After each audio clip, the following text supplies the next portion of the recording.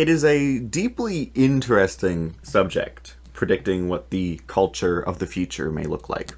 Most predictions are wrong, many outright antithetical. Yet, the goal is not necessarily accuracy, but rather to, by making the prediction and working to justify it, tease out some truth about our contemporary place in it, and the broader trends that we have seen, and how pieces interact with each other. There are too many pieces on the board, and too many that will not be on the board for a long time to be precise. Yet, it remains a worthwhile experiment. I first thought about this in terms of the horror genre. It seems to me to be in a very unique state. I believe that, in a very real sense, we're just about reaching its limits. I don't know that there's anything else to be afraid of. What our popular and culturally important horror pieces, no matter the medium, depict have broadened such that there may be no new avenue to explore until there is some genuinely major and unique technological or philosophical breakthrough. For the first time, what we create in our fiction has caught up with our philosophy. I say this primarily in reference to cosmic and existential horror. Though built off of the back of revolutionaries in the genre, the big name being Lovecraft himself, dating back a century, it is only now, in the age of the internet, reaching its peak. It has never before been so accessible, nor so understood as truly horrifying. It is the distilled fear of the unknowable, of power beyond understanding. Certainly other horror elements almost always play a role, such as body horror, which, I would argue, are also coming to a peak thanks to increasing public acceptance of such a range of art, and the democratization of art over the past decades. Nevertheless, the unknowable remains its primary distinction, a unique feature of this horror subgenre that has finally caught up to hundreds of years of philosophical inquiry into epistemology and metaphysics. That everything we know is truly unknown, and that there cannot be such a thing as true knowledge, or that reality may be so fundamentally different than what our perspective admits, is being played out now in fiction, yet has been debated well into the 1600s. This is not to say that cosmic horror did not exist in any capacity before the 20th century, nor that philosophic cosmic horror, as it may be called, is fully agreed to or accepted, or has not had repeated and numerous challenges, though none, I'd add, that have succeeded in dispelling it. I talk rather of broad trends and zeitgeists. I would be unsurprised to find a work mirroring Lovecraft dating back to BCE, but I would be surprised to find a surplus of works doing the same. This represents one of the extreme ends of philosophy. There has been little that has or can go beyond an immutable unknowableness, a gaping maw beneath all of our knowledge. Philosophically, we have not developed a new paradigm to fear, and horror, and thus culture at large, has now caught up with it. This invokes the very natural question of, well, what comes next, then? I don't think the answer can be found by examining horror alone. It is too broad and diverse, and the old horrors have not died. We still make movies and write books about vampires and zombies. We can, by them, still be afraid. It would be an error to read this as though horror was stagnant, or about to become stagnant, or derivative in any uniquely negative sense. It will continue, even without a new thing to be afraid of. We will undoubtedly just get better at expressing our fear of everything else. But whatever cultural shift comes next will be, in a way, unique. It was easy to begin to be afraid of monsters, or space, or the apocalypse, or long-forgotten gods.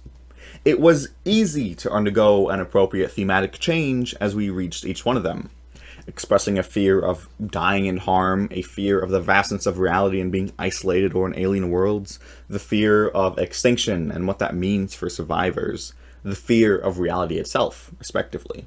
While horror alone doesn't provide enough to say, we can, with relative ease, transfer some of its patterns onto other areas of fiction and culture more generally.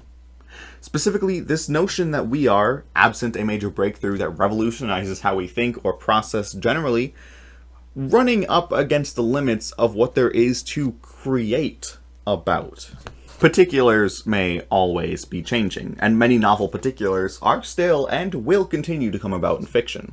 But the broader motifs are exhausted, at least from my vantage point. I imagine the nature of conflict in fiction. Earlier fiction dealt with very physical and tangible forces. Man versus nature, man versus man, man versus God. It becomes more conceptual around modernism, and this certainly isn't a coincidence. We see man versus no God, or man versus destiny. What do we see under postmodernism in conflict? We see the popularization of the unreliable narrator. We see the fourth wall as merely another wall. We see man versus author. We see man versus reality. We have, again, reached the limits of thought and the very confines of fiction. What do we have now? What comes next? In the cultural trends of fiction, we see an increasing conceptualization and fragmentation of narrative structure. This maps well onto each genre of fiction, with different peculiarities per subject. For horror, the peculiarity is the remaining potency of fear for older horrors. Yet, we still observe a trend towards more conceptual and more fragmentary horror. Postmodern horror, invoking the same critique and analysis of narrative structure, authority, and storytelling conventions that postmodernism as a broader cultural movement does. There is a strong parallel between cosmic horror and the unreliable narrator, and other similar themes, and it is no wonder they so frequently co-occur. They come from the same place. We have, additionally, by fortune, been granted a very unique insight into how postmodernism may look during the likely inevitable transition to metamodernism. Indeed, I would say that we are currently in a metamodern cultural space, or rapidly approaching it. Our good fortune here is internet memes. This is not a bit. Internet humor has spread, expanded, and shifted rapidly, far more rapidly than any other cultural institution that I'm aware of. It is not only attributable to the internet broadly speaking, with ease of access and instant communication and transmission, but that it's a cultural institution that has only had a few swift years to move from its infancy to the limit of philosophy. It had to undergo what wider culture did in 2 centuries, in only 2 decades. It moves fast and it moves unrelentingly. Not a novel insight, but an important one, inasmuch that it has already moved past postmodernism and entered clearly into metamodernism. What we saw in the modernism context, we saw online in irony. In earlier humor, there wasn't much irony. It was sincere, it was unquestioning, it was, in a way, loyal to the cultural demands of it. It was there for its own sake. Then it became ironic, and nothing was sincere at its face, and we had to look deeper. It questioned itself, critiqued what was around it, challenged narratives. Then the internet entered into post-irony, where irony itself was mocked with irony, and the line between what was of genuine sincerity and irony became blurred, intentionally so. Sincerity was expressed through irony, and irony through sincerity. The ironist became unreliable, in a sense. The post-ironic era created a culture of satire. Everything was satire. Everything was a mockery of another, or a joke, or a parody, yet in each mockery and joke and parody it introduced genuine elements of humor and comedy and art, and became something new and original. Enter meta-irony. This is where we are at now. In terms of meme culture, I refer to this as the absurdist era. The dismantling of intention that post-irony applied to irony and sincerity inevitably got applied to itself. What was left was a sort of nihilism of irony, this recognition that nothing anyone was saying mattered, and what emerged from that was a newfound sense of sincerity, a newfound genuineness in communication. We had moved beyond the need for irony, yet it didn't leave us fully. We use irony no longer as a tool to destroy, but to build up to something grander. We live in this contradiction between irony and sincerity in memes. It's absurd in the philosophical sense. I really should have brought out the myth of Sisyphus for this, huh? Oh yeah. Meta-irony has 2 important pillars rising above the rest. A return to form from before irony, and an acknowledgement of the contradiction between the form and the deconstruction. It is these 2 pillars that I believe fiction is moving towards as it approaches metafiction, and as we enter metamodernism. I predict a return to form in fiction. What we critiqued with modernism and deconstructed with postmodernism will see a resurgence. It won't quite be a swing of the pendulum, however. It will not be the same as before, and it will be situated firmly within those critiques and deconstructions. It will reside within and acknowledge the paradox around it. Fantasy will be fantastical for fantasy's sake, for example. Yet it will know this, and it will offer that that is good enough. In the face of nihilism, we revolt and state that we live authentically and fully anyway. In the face of the unknowable, we say, this is all right. This life is good enough for me. I may not know, but I live as though I do and do not need to justify myself. We may not know if the narrator is truly reliable, but we trust that they are anyway. I do suspect that horror will remain in a sort of privileged position. It is, I believe, primarily reactionary.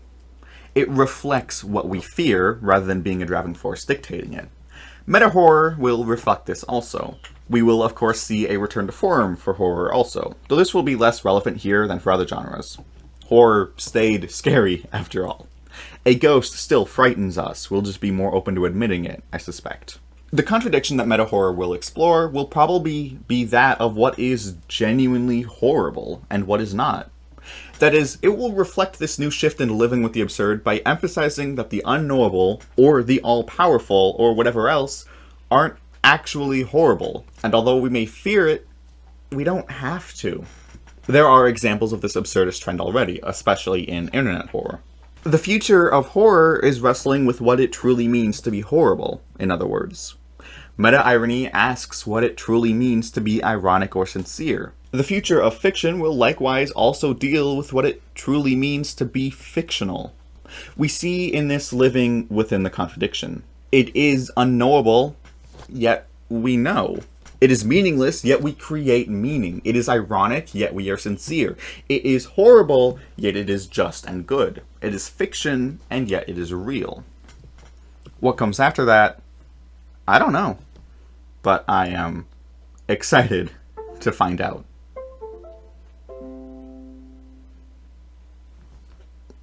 Well, that's concerning.